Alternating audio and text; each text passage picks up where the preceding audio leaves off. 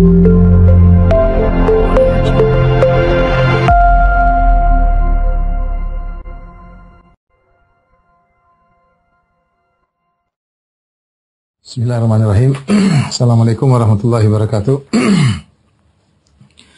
Alhamdulillahi ala ihsani wa syukru lahu ala taufiqihi wa amtinani. Asyhadu an la ilaha illallah wahdahu la syarika lahu ta'ziman li sya'ni. Wa asyhadu anna Muhammadan abduhu wa rasuluhu da'ila ridwani. Allahumma salli alaihi wa ala alihi wa ashabihi wa ikhwani. Rekan-rekan yang dirahmati Allah Subhanahu wa taala, Majelis Ta'lim Al-Ittiba yang dimuliakan oleh Allah Subhanahu wa taala, kita melanjutkan pelajaran kita tentang Kitab Tauhid dan sampai kita pada bab yang ke-13, minasyirki an yastaghitha bi ghairillahi aw yad'u ghairahu. Di antara perbuatan syirik adalah beristighatsah kepada selain Allah atau berdoa kepada selain Allah. Kita tahu di antara ibadah yang teragung adalah ibadah doa. Makanya Nabi SAW mengatakan inna doa huwal ibadah. Semuanya doa itulah ibadah, karena dalam doa nampak sekali ketundukan seorang hamba kepada Allah Subhanahu wa taala. Karena seorang ketika doa, dia merendahkan dirinya, dia mengangkat kedua tangannya, dia mengakui kehinaannya, dia mengakui ketidakmampuannya, dan dia mengakui kemaha kekuasaan Allah Subhanahu wa taala. Sehingga terkumpul dalam dia hal-hal yang menunjukkan bukti antara hamba dengan Khalik, antara makhluk dengan pencipta. Saya ulangi, doa adalah ibadah yang paling terbaik atau inti daripada ibadah. Inna doa huwal ibadah, doa adalah ibadah, karena pada doa tersebut terkumpulkan ya dari seorang hamba mengakui kekurangannya, mengakui kehinaannya dengan posisi seperti mengemis dan minta kepada Allah Subhanahu wa taala, disertai dengan ketundukan hatinya di hadapan Allah Subhanahu wa taala, dan dia mengakui keagungan dan maha kekuasaan Allah Subhanahu wa taala. Disitulah bukti nyata dia adalah seorang hamba. Ini kondisi yang sangat dicintai oleh Allah Subhanahu wa taala. Kondisi seseorang tatkala dia merendahkan dirinya di hadapan Allah. Makanya seperti kondisi yang disukai oleh Allah juga ketika berdoa dalam sujud. Kata Nabi sallallahu alaihi wasallam, aqrabu ma yakunul 'abdu min rabbih wa huwa sajid. Orang yang paling dekat dengan Allah ketika dia sedang sujud itu ketika dia benar-benar merendahkan dirinya. Karenanya fa aktsiru fihi doa, perbanyaklah doa dalam kondisi demikian ya. Karena orang yang berdoa semakin dia menghinakan dirinya, maka semakin mudah dikabulkan oleh Allah Subhanahu wa taala. Nah, kondisi yang merupakan pembuktian dia seorang hamba, kalau ternyata kondisi ini diserahkan kepada selain Allah, maka ini adalah syirik yang sangat besar. Yaitu jika seorang berdoa kepada selain Allah. Bayangkan ada seorang berdiri di hadapan berhala, menundukkan dirinya, kemudian menangis di hadapan berhala. Dengan kehinaan hatinya, dia tawakalkan segala urusannya kepada yang di depannya. Ini syirik jelas, syirik top-topnya kesyirikan ini. Sama seperti seorang kemudian memohon kepada Nabi Isa misalnya, dengan mengumpulkan hatinya bertawakal kepada Nabi Isa, mengakui kehinaannya sebagai hamba, terus dia serahkan kondisi ini kepada Nabi Isa, maka ini syirik akbar. Sama jika seorang pergi ke kuburan Nabi SAW, kemudian merendahkan dirinya, menangis-nangis, kemudian mohon minta kepada Rasulullah SAW, yang harusnya kondisi itu dia serahkan kepada Allah. Itu kondisi yang sangat dicintai oleh Allah Subhanahu wa taala. Kemudian diserahkan kepada makhluk, maka itu merupakan dosa syirik yang paling parah. Makanya syirik banyak, tapi yang paling parah di antaranya adalah syirik berdoa. Kata Allah Subhanahu wa taala, "Wa man adallu mimman yad'u min dunillahi man la yastajibu lahu ila yaumil qiyamah." Siapakah yang lebih sesat dan daripada orang yang berdoa kepada sembahan-sembahan selain Allah yang tidak bisa mengabulkan permohonannya sampai hari kiamat. Wa hum an du'aihim ghafilun, sementara mereka lalai dari permohonan-permohonan tersebut. Ya, yang mereka minta tidak tahu tentang apa yang mereka minta ya. Ya, wa idza husyiran nasu kanu lahum a'daan, dan jika manusia dikumpulkan pada hari kiamat kelak, yang mereka sembah tersebut akan menjadi musuh-musuh mereka. Wa kanu bi ibadatihim kafirin, dan mereka akan ingkar atas perbuatan orang-orang yang berdoa kepada mereka. Ini ayat yang disebut dalam surat Al-Ahqaf ayat 5 sampai 6 menggambarkan kondisi yang sangat mengenaskan. Allah buka dengan mengatakan wa man adallu, siapa yang lebih besar daripada orang yang berdoa kepada selain Allah, man la yastajibu lahu ila yaumil qiyamah, tidak akan mengabulkan doanya sampai hari kiamat. Itu pertama ya. Wa hum an du'aihim ghafilun. Ya, mereka lalai dari doanya orang-orang ini. Orang minta mereka tidak tahu, ya. Mereka tidak tahu tentang doanya orang-orang ini. Ya. Nabi Isa, lihat, Nabi Isa alaihissalam pada hari kiamat kala Allah bertanya, anta qulta lin-nasi ittakhiduni wa ummi ilahi min dunillah. Wahai Isa, apakah kau menyuruh manusia untuk mengangkat dirimu dan mengangkat ibumu untuk menjadi dua Tuhan selain Allah? Ya. Maka Nabi Isa mengatakan, tidak sama sekali ya Allah, ya. Ma qultu lahum illa ma amartani bihi an ibudullaha rabbi wa rabbakum wa kuntu alaihim syahidan ma dumtu fihim. Kata Nabi Isa, aku tidak pernah perintahkan kepada mereka kecuali untuk menyembah Allah Tuhanku dan Tuhan kalian. Wa kuntu alaihim syahidan ma dumtu fihim, dan aku menjadi saksi hadir bersama mereka sementara aku bersama mereka. Falamma tawaffaitani, tatkala kau angkat aku, kunta anta raqiba alaihim, kau yang mengawasi mereka. Nabi Isa mengatakan, saya tidak tahu menahu tentang apa yang mereka lakukan. Saya hanya tahu ketika saya bersama mereka. Ketika kau angkat saya, atau kau wafatkan saya, atau kau tidurkan saya dan diturunkan pada hari kiamat kelak, menjelang hari kiamat, ya, engkau yang memerhatikan mereka. Nabi Isa, sekarang berapa miliar orang memohon kepada Nabi Isa. Dan dia ghafil, dia tidak tahu tentang doa mereka semua. Dia tidak tahu. Miliaran mungkin orang berdoa kepada Nabi Isa. Namun dia tidak tahu apa yang dimintai oleh mereka. Yang lebih parah kata Allah, wa idza husyira an-nasu kanu lahum a'daan. Nanti kalau dibangkitkan manusia, yang disembah-sembah ini, yang disembah akan menjadi musuh bagi para penyembahnya. Wa kanu bi ibadatin kafirin, dan mereka yang disembah akan berlepas diri dari peribadatan yang dilakukan terhadap mereka pada ketika di dunia. Hal ini kenapa ikhwan dan akhwat rahmatillah subhanahu wa ta'ala? Karena tidak ada yang bisa mengabulkan doa kecuali Allah subhanahu wa ta'ala. Allah berfirman, amma yujibul muttarra idza da'ahu wa yakshifus su'a wa yaj'alukum khulafa'al ardi a ilahum ma'allah qalilan ma tadhakkarun. Siapakah yang mengabulkan doa orang-orang dalam kesulitan? Amma yujibul muttarra, siapa yang bisa mengabulkan doa orang dalam kondisi darurat, dalam kondisi genting? Al-muttar maksudnya dalam kondisi genting. Idza da'ahu, tatkala dia berdoa kepada Allah, wa yakshifus su' dan menghilangkan kesulitan, wa yaj'alukum khulafa'al ard, dan menjadikan kalian menjadi khalifah di bumi. A ilahum ma'allah, apakah ada sesembahan selain Allah yang disembah, yang diibadahi di tempat berdoa? Qalilan ma tadhakkarun, hanya sedikit, amat sedikitlah kalian mengingat Allah subhanahu wa ta'ala, ya. Oleh karenanya ayat-ayat seperti ini banyak, ya. Hanya Allah, ya, yang tempat berdoa, ya. Kata Allah, wala tad'u min dunillahi ma la yanfa'uka wa la yadhurruk. Janganlah kau berdoa selain Allah, kepada selain Allah yang tidak bisa beri manfaat, tidak bisa beri mudarat. Fa in fa'alta fa innaka idzan minadh dhalimin. Kalau kau melakukannya tentu kau termasuk orang-orang yang zalim, itu orang-orang musyrik. Hal ini karena tidak ada yang bisa mengabulkan doa kecuali hanya Allah. Lihatlah para nabi, mereka beristighatsah kepada Allah Subhanahu wa taala. Dari Nabi Nuh alaihissalam berdoa, wa nada Nuhu rabbahu, berdoa kepada Allah Subhanahu wa taala. Ya, semuanya berdoa kepada Allah Subhanahu wa taala. Dalam kondisi genting mereka berdoa kepada Allah Subhanahu wa taala. Wa Zakaria idz nada rabbahu. Ya, ketika Nabi Zakaria ketika berdoa kepada Rabbnya. Ya. Ketika dia tidak punya anak, dia minta kepada Allah, inni wahanal azmi washta'ala ar-ra'su syaiba, ya Allah, tulangku sudah lemah dan rambutku sudah putih semuanya, ya. Minta agar, ya, taj'alni fardan wa anta khairul warithin, ya. Berikanlah aku anak. Berdoa kepada Allah Subhanahu wa taala. Ya. Siapa lagi? Nabi Yunus, ya, dalam perut ikan paus, ya. Wa nada fi dhulumati alla ilaha illa anta subhanaka inni kuntu minadh dhalimin. Maka Nabi Yunus berdoa dalam kegelapan yang bertumpuk-tumpuk, kegelapan malam, kegelapan perut ikan paus, dan kegelapan lautan. Dia kemudian berdoa, alla ilaha illa anta, tidak ada sembahan yang berhak disembah kecuali Engkau ya Allah, inni kuntu minadh dhalimin, sungguhnya aku termasuk orang yang berbuat zalim. Semua nabi berdoa kepada Allah Subhanahu wa taala. Wa ayyuba idz nada rabbahu anni massani ad-dhurru wa anta arhamur rahimin.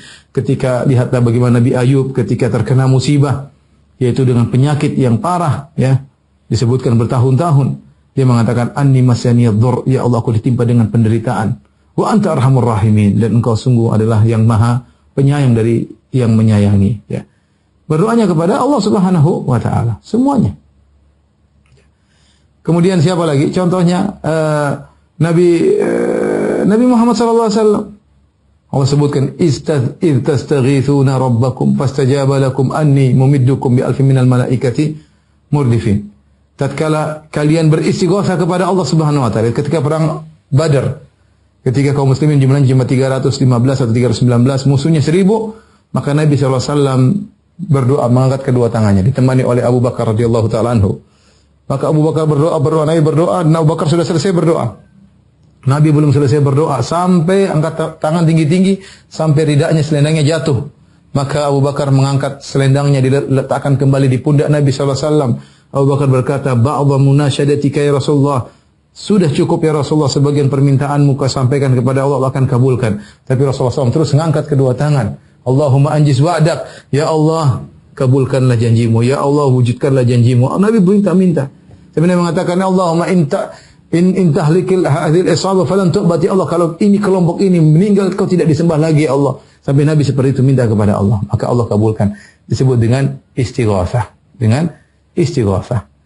Jadi semua Nabi beristighatsah kepada Allah Subhanahu wa taala, dan itulah ibadah yang agung, berdoa dalam kondisi genting.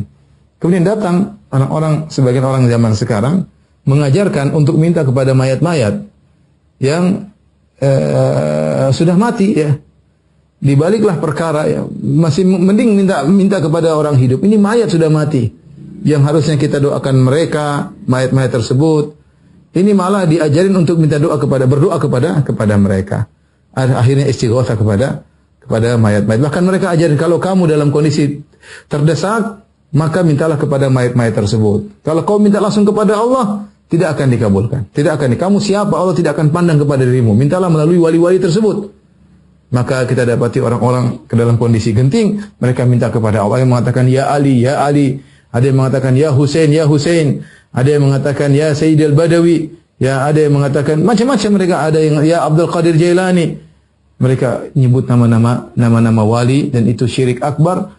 Ketika dalam kondisi terdesak, mereka justru minta kepada wali-wali yang sudah meninggal dunia. Ya. Ini yang mau kita bahas, bahwasanya di antara syirik yang paling parah adalah berdoa, beristighatsah kepada selain Allah Subhanahu wa taala. Tapi kita sebutkan pembagian di sini doa ya. Doa bisa dibagi menjadi dua ya. Namanya doaul ibadah. Namanya yang kedua doaul masalah. Doa ibadah maksudnya semua ibadah disebut doa ya. Semua ibadah dinamakan juga dengan doa.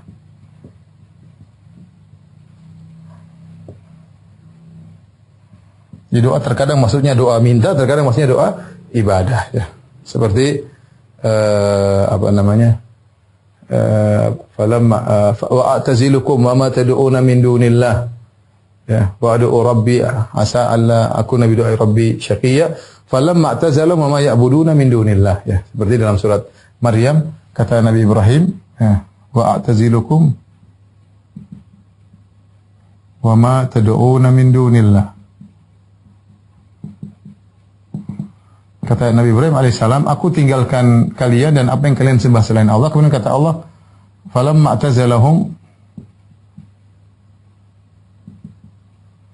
wa ma ya'buduna min dunillah.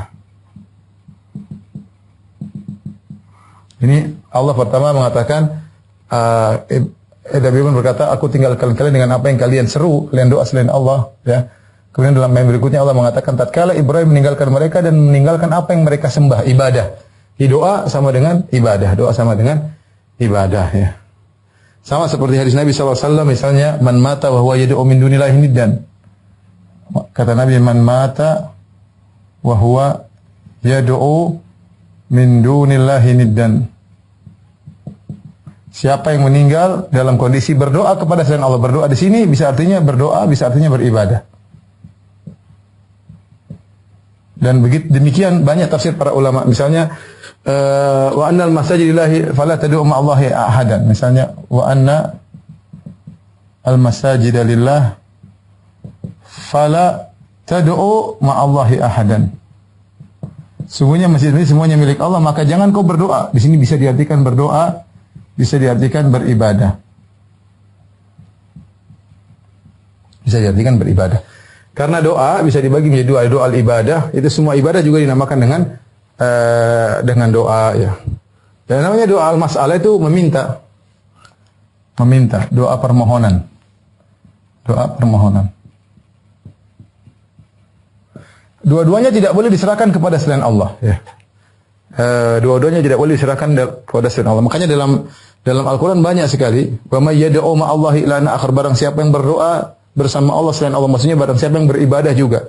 Jadi doa di situ bisa maknanya ibadah, bisa maknanya masalah. Jadi kalau datang dalam syariat lafal doa bisa artinya doa ibadah, bisa artinya doa masalah ya. Baik, doa permohonan ini umumnya disebut dengan al-isti'anah ya. Kepada Allah, al-isti'anah billah ya. Isti'anah umum itu minta pertolongan kepada Allah.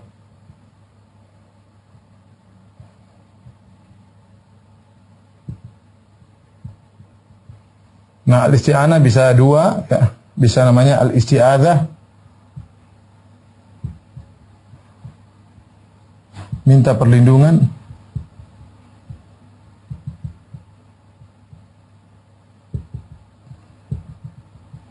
Namanya al-istighatsah. Istighatsah minta ghaus. Al-ghaus. Ini sama pertolongan tapi dalam kondisi genting kepada Allah. Al-ghaus itu adalah pertolongan dalam kondisi genting.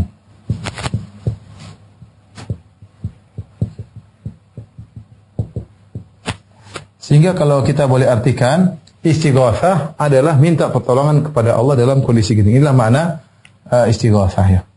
Semuanya kita hanya boleh kepada Allah. Istighatsah, al-isti'anah billah, al-isti'adzah billah, al-istighatsah billah ya. Semuanya harus kepada Allah Subhanahu wa taala. Nah, bagaimana kalau kita istighatsah kepada selain Allah, maka ada perinciannya. Insyaallah saya gambarkan setelah ini, tolong dihapuskan.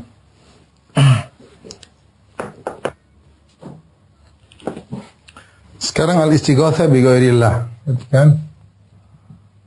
Al-istighatsah bi ghairillah. Minta istighatsah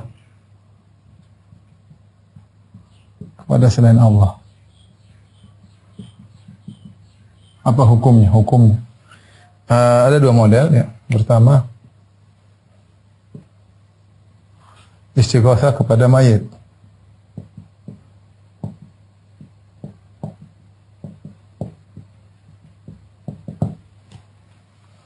Kedua, istighatsah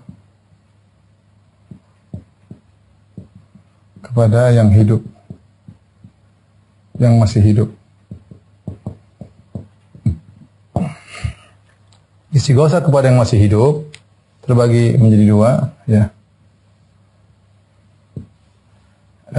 Yang hidup namun gaib, yaitu tidak hadir, namun gaib, dalam kurung tidak hadir. Yang kedua, yang hidup dan hadir.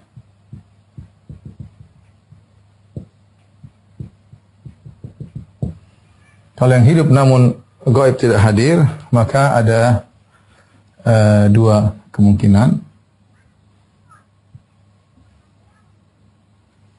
Meminta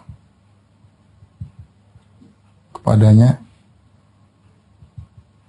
perkara yang kalau dia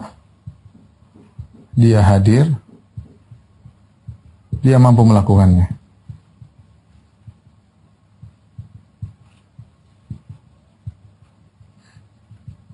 Yang kedua, meminta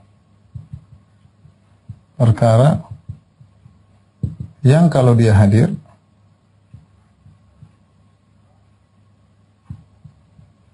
tetap tidak bisa melakukannya.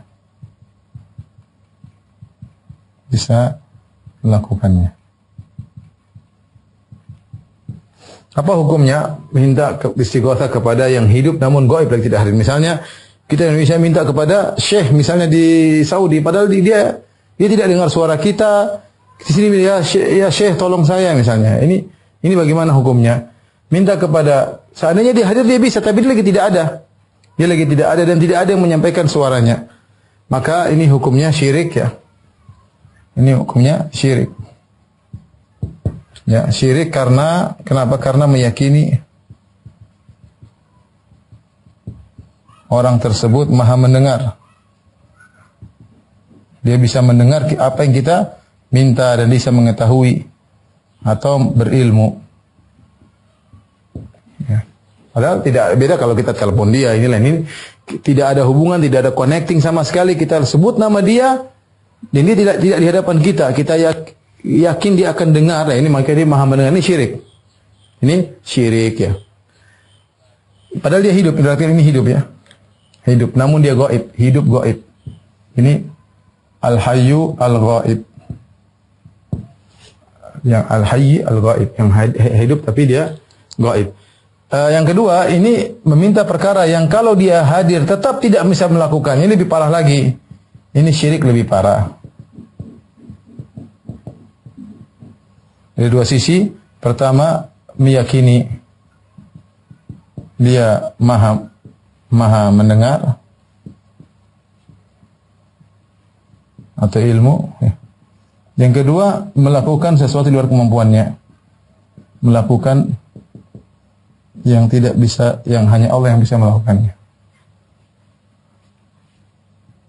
Yang hanya Allah yang bisa melakukannya.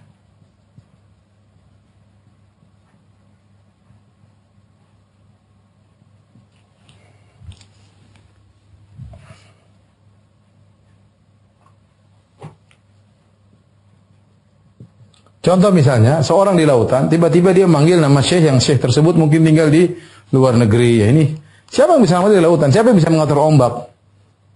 Ya meskipun dia masih hidup, tapi dia gaib. Misalnya seorang di lautan minta tolong kepada syekh ya. Misal di tengah ombak menyeru syekh yang masih hidup.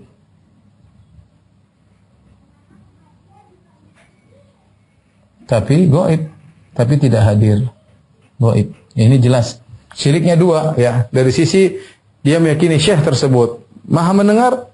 Yang kedua, syekh tersebut bisa melakukan apa yang tidak bisa melakukan kecuali Allah. Hanya Allah yang bisa melakukan. Seperti ngatur ombak. Yang bisa melakukan siapa? Hanya Allah Subhanahu wa taala. Sekarang yang hidup dan hadir. Ini al-hayyu al-hadir. Al-hayyu al-hadir. Maka tentu dua model aja. Minta tolong pada perkara yang dia mampu lakukan. Ini boleh tentunya. Perkara yang dia mampu lakukan. Maka ini hukumnya boleh. Ya seperti Allah sebutkan dalam surat Al-Qasas. Fastaghathahu alladhi huwa min syi'atihi 'ala alladhi huwa min aduwihi. Ketika kata Allah Subhanahu wa taala, ketika seorang suku Bani Israel minta tolong kepada Nabi Musa, kata Allah, fastaghathahu alladhi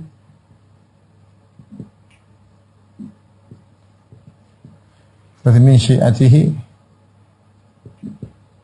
'ala alladhi min aduwihi.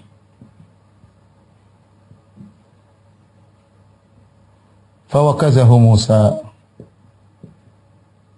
faqadha alaihi. Ya ketika Nabi Musa wa dakhala al-madinata alaihi ghaflatin min ahliha, Musa masuk ke kota, tiba-tiba dua orang bertengkar.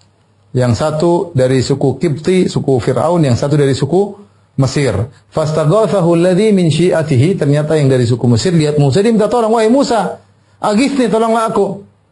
Ala alladhi min aduhi, untuk memukul orang yang dari suku Fir'aun. Fawakazahu Musa faqadha, Musa pukul dia. Ya, tidak berniat membunuh, tapi saking kuatnya Musa atau saking lemahnya orang tersebut, maka dia pun mati. Tapi ini istighatsah yang boleh, artinya minta tolong pada perkara yang mampu ya. Jadi kita minta tolong kepada polisi, kita minta tolong kepada pejabat misalnya, minta tolong boleh. Ya, dalam kondisi genting kita telepon dia, kita hubungi dia karena dia mampu untuk melakukan. Adapun minta tolong pada perkara yang tidak dimampui,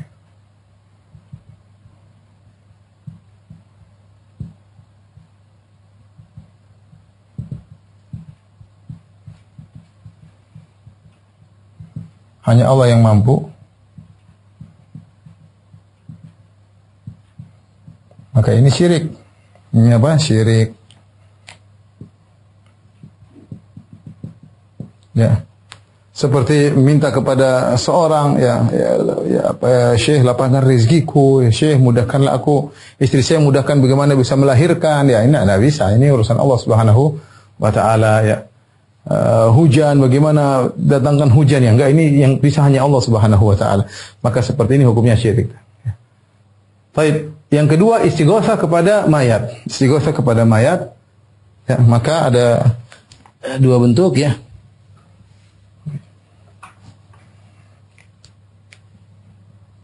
Yang pertama di hadapan mayat langsung. Dua kondisi. Ya, dua kondisi. Kemudian jauh dari mayat.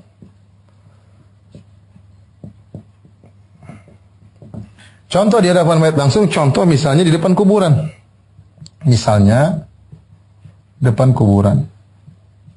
Kuburan wali misalnya. Maka ini ada dua kondisi.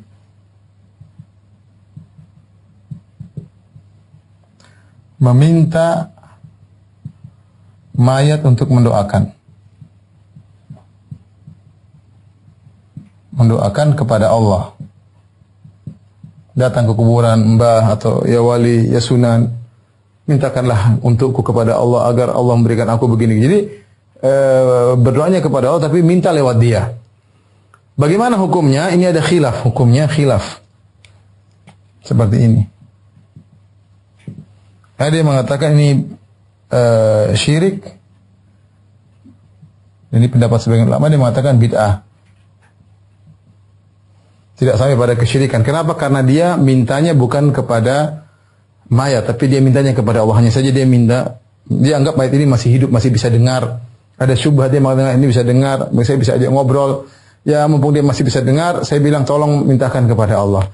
Maka ada khilaf, ada yang mengatakan termasuk syirik karena dia merendah kepada Allah sehingga ada sejenis ibadah kepada dia merendah kepada sang mayat sehingga ada ibadah kepada mayat tersebut. Datang, oh ya mayat, ya wali, ya seakan-akan dia ada ibadah ke situ. Tapi sebenarnya mengatakan tidak sampai pada derajat syirik karena dia tetap minta kepada Allah, bukan minta kepada mayat. Mayatnya hanya sekedar doakan dia. Ya ini, tapi dia mintanya di depan kuburan. Kenapa dikatakan bid'ah? Karena dengan dua alasan. Pertama, mintanya tetap kepada Allah.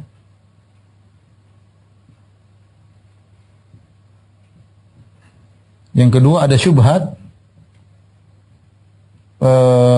Mayatnya masih bisa dengar. Mayat masih bisa dengar. Baik. Adapun yang kedua, meminta kepada mayat, maka ini jelas syirik. Ya, namanya doa berarti ini syirik dengan kesepakatan, syirik akbar. Datang kepada mayat, wahai mayat, mudahkanlah urusanku.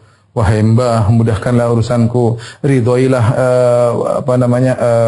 lapangkanlah rezekiku. Ya mbah, mudahkan istriku mengandung. Ini semua ini syirik akbar. Syirik akbar. Karena dia minta hal-hal kepada mayat. Ya. Baik. Adapun kalau dia istighotsah kepada dalam kondisi jauh dari mayat. Ya, contoh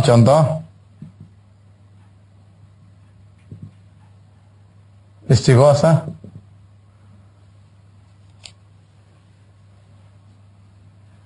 dia di Indonesia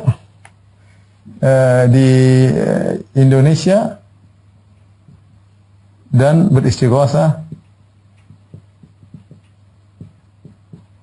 kepada misalnya Hussein, ya, atau Abdul Qadir Jailani. Kita tahu Hussein kuburannya entah di mana, entah di Karbala atau di Madinah atau di mana, yang penting bukan Indonesia. Hussein radhiyallahu taala anhu, ya. Maka bagaimana kondisi ini? Dua kondisi. Pertama, dia bertawassul kepada ruh tersebut. Ini kalau kita boleh namanya bertawassul ya. Minta mayat untuk mendoakan kepada Allah, kita boleh istilahkan dengan istilah mereka namakan dengan bertawassul, tapi bertawassul yang tidak benar ya. Ya. Bertawassul. Artinya, maksudnya apa? Meminta mayat tersebut, meminta mayat untuk mendoakan kepada Allah.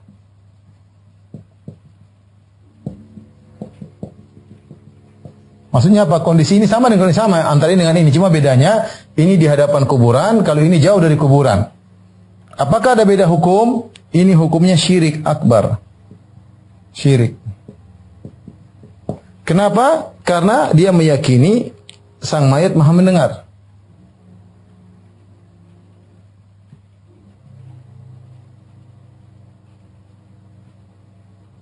Sang mayat bisa mendengar perkataan dia. Padahal mayatnya jauh sana. Sudah mati lagi ya. Syirik. Meskipun dia tidak minta kepada dia bilang, "Ya Husain, sampaikanlah doaku kepada Allah." Ini enggak boleh.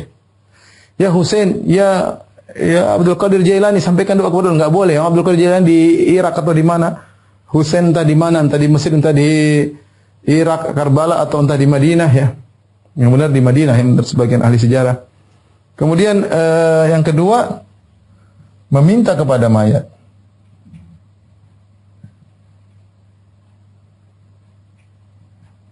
Maka ini syirik lebih parah.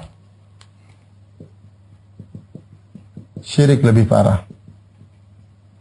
Ya, karena selain meyakini dia maha mendengar, juga meyakini dia maha mengabulkan pada perkara-perkara yang tidak mungkin melakukannya adalah kecuali Allah Subhanahu wa taala. Ini kira-kira hukum istighatsah kepada selain Allah Subhanahu wa taala. Ternyata ada yang boleh, cuma ini yang boleh. Perhatikan, ini boleh. Boleh. Cuma ini satu-satunya yang boleh. Ya. Yang lainnya semua tidak boleh, dan satu saja yang dikhilaf bid'ah ini. Yang lainnya adalah syirik. Yang lainnya adalah syirik ya.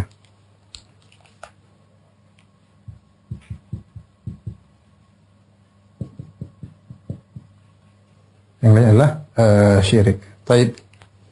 Bisa di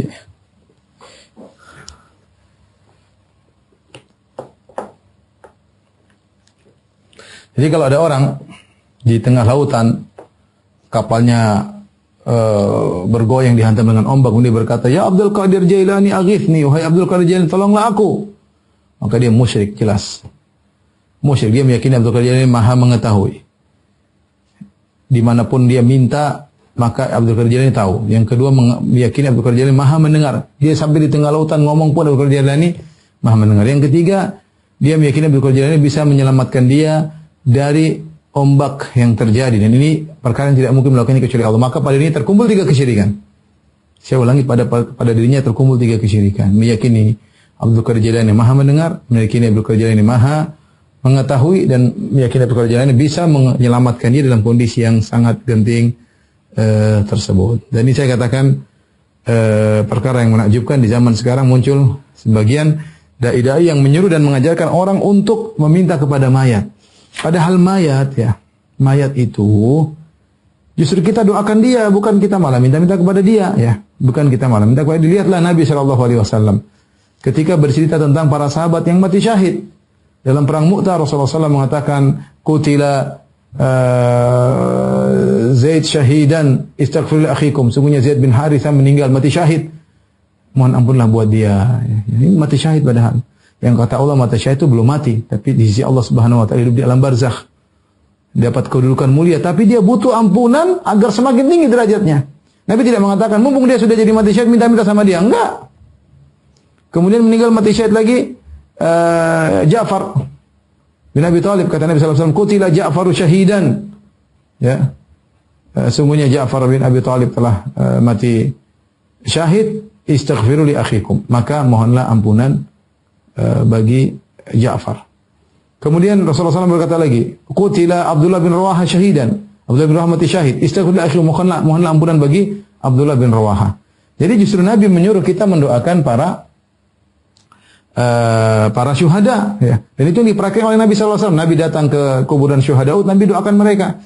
Tidak sekalipun Nabi ngajarin para sahabat yang masih hidup untuk minta kepada para syuhada yang sudah meninggal dunia. Enggak ada sama sekali. Enggak ada sama sekali. Yang justru orang sudah meninggal butuh diangkat derajatnya, dan dia sudah tidak bisa beramal soleh lagi. Idza mata ibnu Adam inqata amaluhu. Jika telah meninggal anak Adam, terputus amal, dan mencakup semuanya. Semua termasuk mati orang yang mati syahid, terputus amalannya. Kecuali illa min thalath, kecuali 3 perkara. Dari amal soleh, sedekah jariyah, sedekah jariyah, ilmu yang tafawil mengamalkan, kemudian waladun soleh doa, anak soleh yang mendoakannya. Jadi mereka membutuhkan doa dari orang-orang yang hidup. Sekarang dibalik perkaranya dengan berbagai macam syubhat, mereka mengatakan kalau mau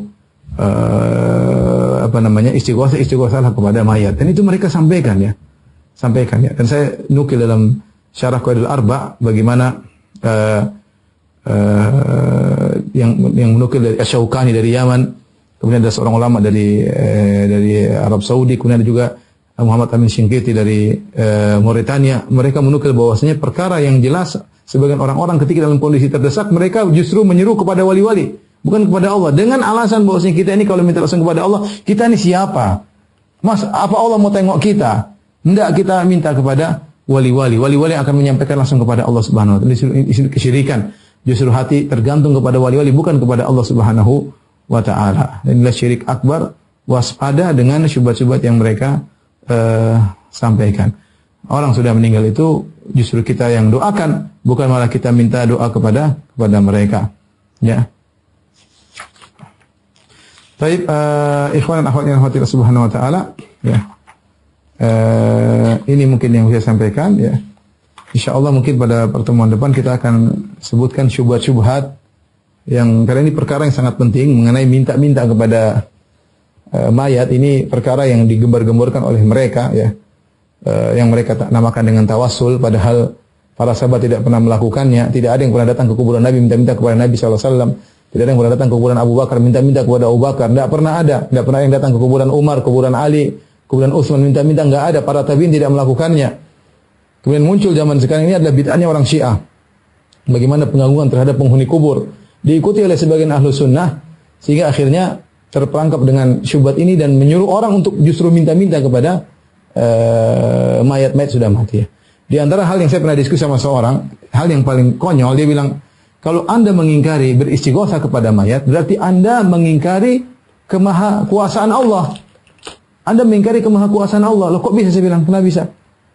Mampu enggak Allah buat mayat-mayat tersebut mendengar permintaan kita? Mampukah Allah buat mayat tersebut menolong kita? Ya, kalau sekedar mampu. Ya. Burung pun kalau Allah, jangankan burung, bahkan kotoran kalau Allah rubah jadi obat, ya Allah mampu. Tapi ada enggak dalilnya bahwasanya Allah menjadikan mereka mampu untuk menolong kita di alam nyata sekarang ini, sehingga kita bisa minta sama Dia? Enggak adanya, khurafat semuanya. Kalau sekedar mampu. Ya. Allah mampu kalau kita minta kepada Nabi Isa, menjadikan Nabi Isa mampu menolong kita, mampu enggak? Coba kita tanya sama mereka. Kalau orang Nasrani bilang begitu sama kita. Apakah kau ragu dengan kemampuan Allah? Bukankah Allah bisa menjadikan Nabi Isa mewakilinya untuk mengatur alam semesta? Bukankah Allah mampu menjadikan Nabi Isa untuk mendengar? Kalau ada yang minta tolong dia bantu? Ya, kalau sekedar mampu, Allah mampu melakukannya. Tapi apakah Allah melakukannya? Mana dalilnya? Jangan asal bilang, berarti kalau Anda mengingkari mayat bisa melakukan ini, berarti Anda mengingkari kekuasaan Allah. Dia bilang, enggak ada dalilnya. Mana dalilnya? Mereka mengatakan Abdul Qadir Jailani dikasih kun, kalau bilang kun fayakun. Saya bilang, mana dalilnya? Kalau benar Abdul Qadir Jailani dikasih kun fayakun, minta sama dia. Benar, silakan minta sama dia. Meskipun dia sudah mati, dia dikasih kun fayakun. Allah kasih dia hak untuk mengucapkan kun fayakun. Sebenarnya dalam kitab Jawahirul Ma'ani, tapi dalilnya mana? Hanya mimpi, hanya katanya, hanya ketemu, ya ini semua kosong. Jangan main ini masalah syirik dan tauhid. Bagaimana mengajarkan orang saja bergantung kepada jimat. Syirik ini bergantung kepada suatu yang tidak ada, yang tidak hadir. Ya. Yang dianggap bisa mendengar, bisa mengetahui, bisa mengatasi permasalahan dia. Ini benar-benar membuat hati tergantung kepada orang seperti ini. Ini adalah syirik akbar. Waspada. Ya, waspada. Jangan kita minta kecuali kepada Allah. Nabi-nabi saja mintanya kepada Allah. Nabi Muhammad SAW minta kepada Allah, Nabi Musa, Nabi Isa, semuanya minta kepada Allah, minta tolong sama Allah Subhanahu wa taala, istighatsah kepada Allah. Lantas kita minta sama nabi-nabi tersebut. Yang nabi-nabi tersebut tidak bisa menolong diri mereka sendiri. Nabi Muhammad SAW bisa menolong dirinya dalam perang Badar? Enggak ada, Allah yang tolong. Enggak bisa, kalau Allah enggak tolong, enggak bisa. Terus kita minta kepada nabi-nabi tersebut. Apalagi hanya kepada orang di bawah para nabi, apalagi orang enggak jelas, yang enggak wali, belum tentu wali. Wallahu a'lam bishawab. Demikian saja yang saya sampaikan. Wabillahi taufiq wal hidayah. Assalamualaikum warahmatullahi wabarakatuh.